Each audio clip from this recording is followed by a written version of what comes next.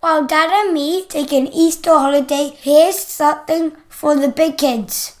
Yes, this was recorded with Noreen Mir for Radio 3 at the studios of Radio Television Hong Kong a couple of years ago. We turned it into a podcast series aimed at adults called This Month in History. Check it out wherever you get your podcasts.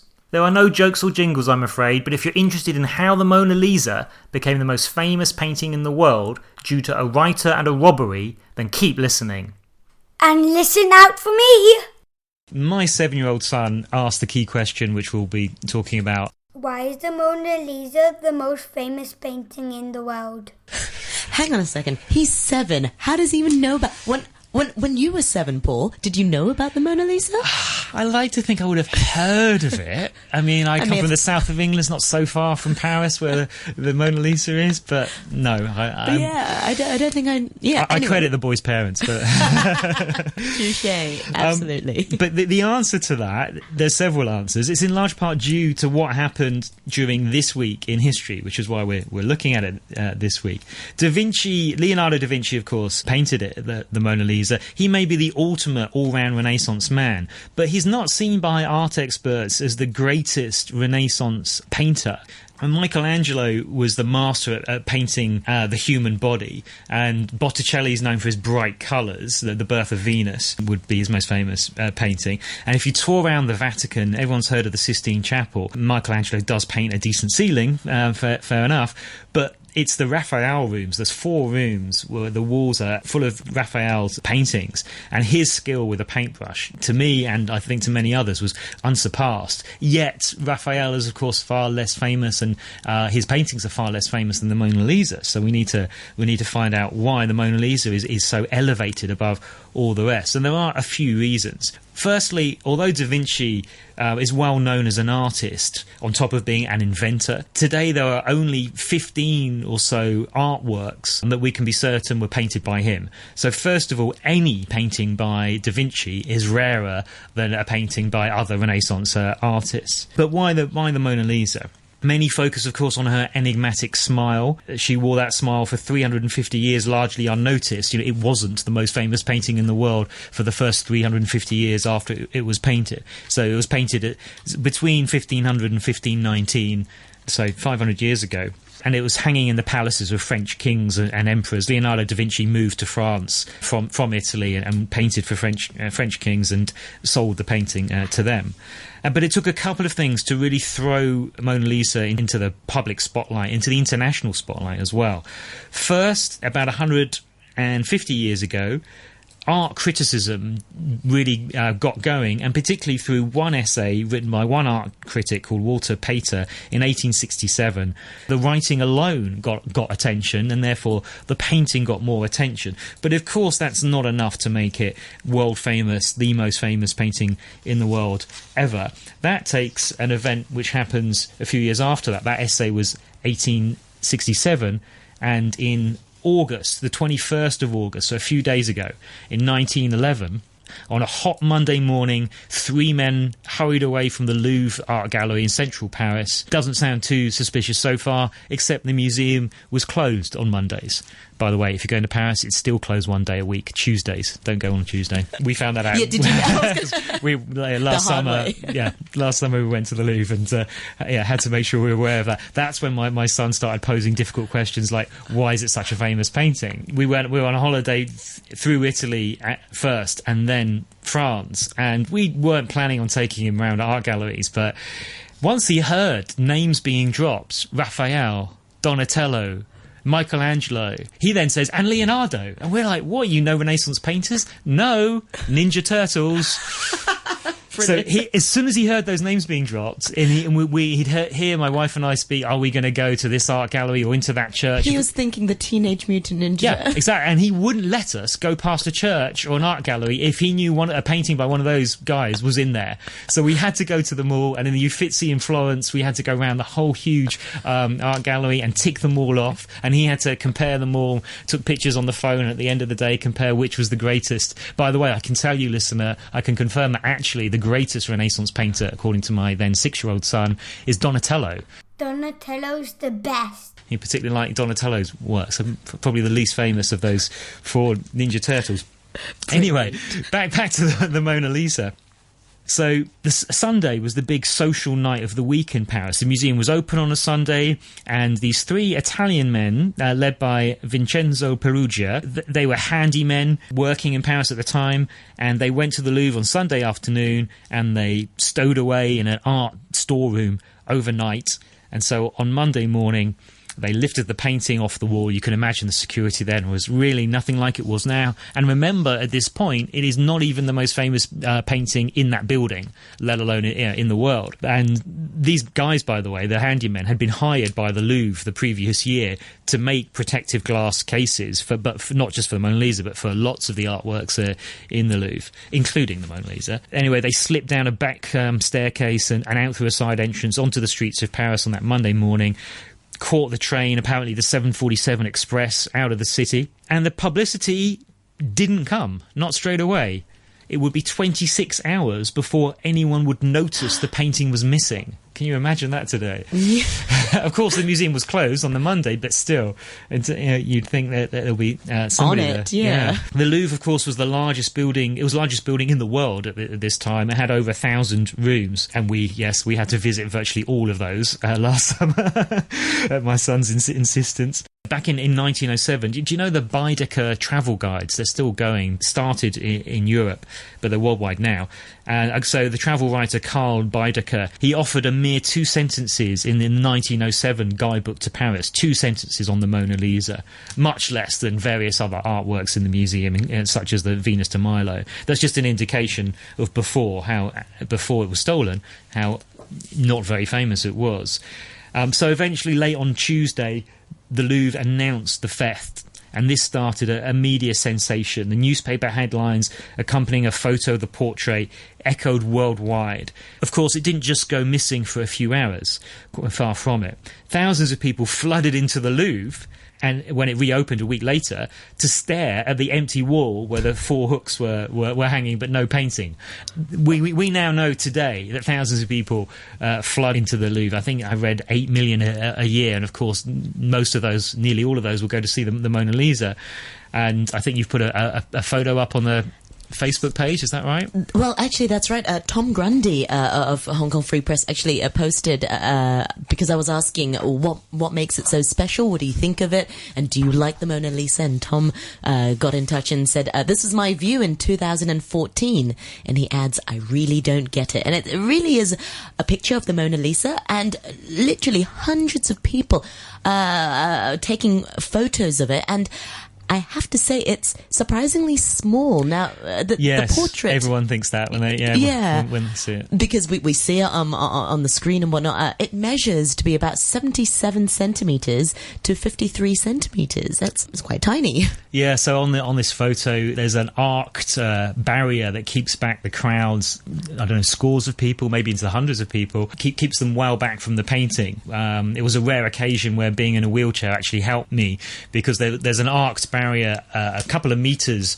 away from the painting, and they the staff there let me come in on my mobility scooter with my son, go in front of the crowds who were kept back by this barrier.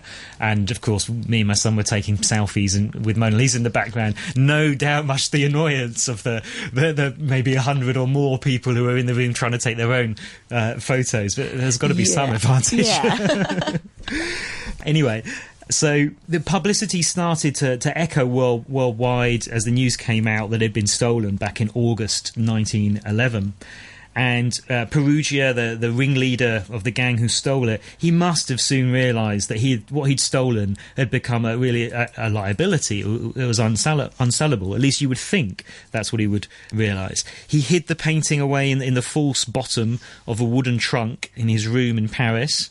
And he was actually interrogated by the police in November 1911, because they interviewed everyone who'd worked at the Louvre. His employer had told the police he was late to work that day.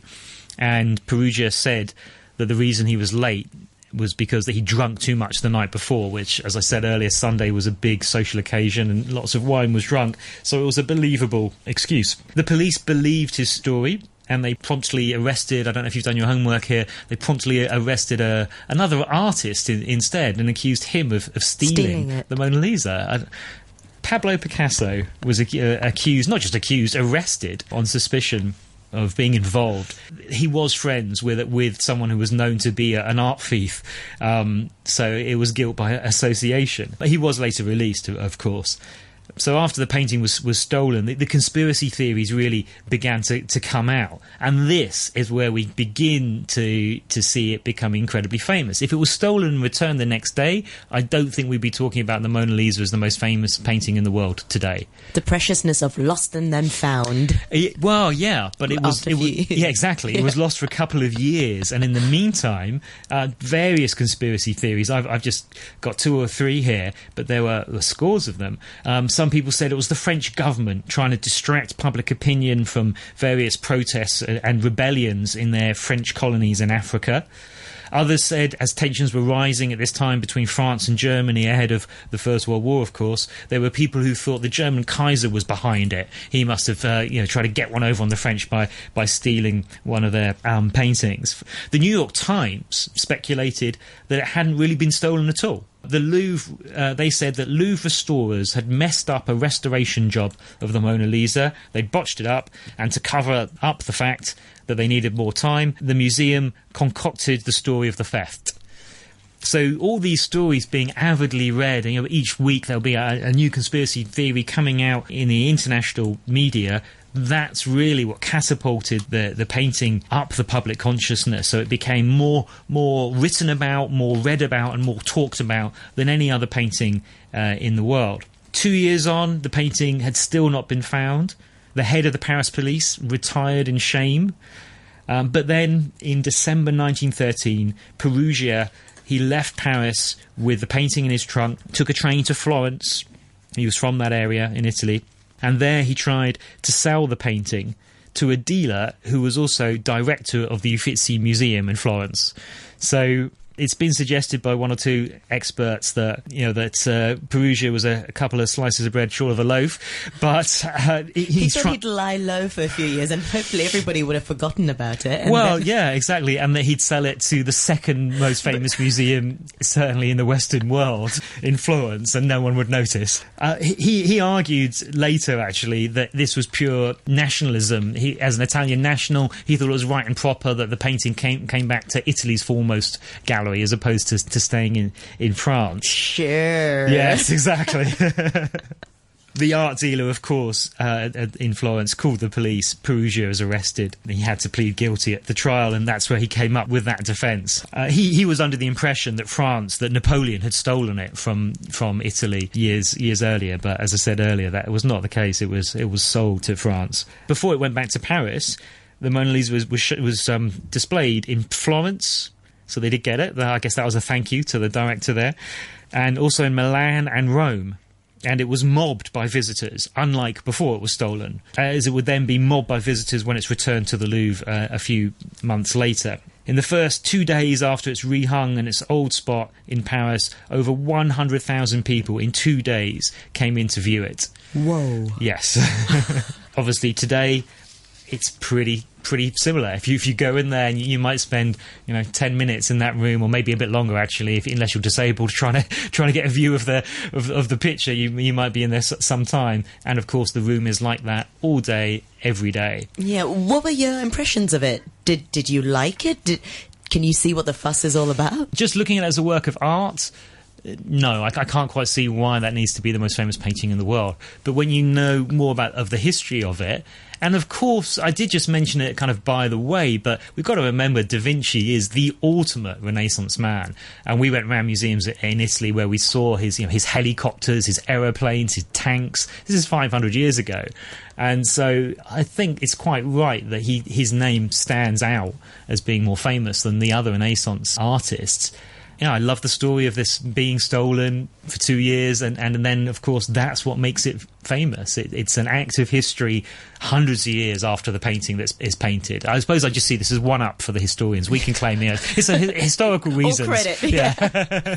Now, there's a Harvard professor, Margaret Livingstone. She sort of analyses why the Mona Lisa was so special. If you focus on a point on her face, say her nose, for example, and you really focus on it, and and that the whole image becomes a bit blurred, and through your peripheral vision, her smile becomes really quite cheerful. The outer sides of the corner of her lips turns up more, and her eyes sort of lights up a little bit more.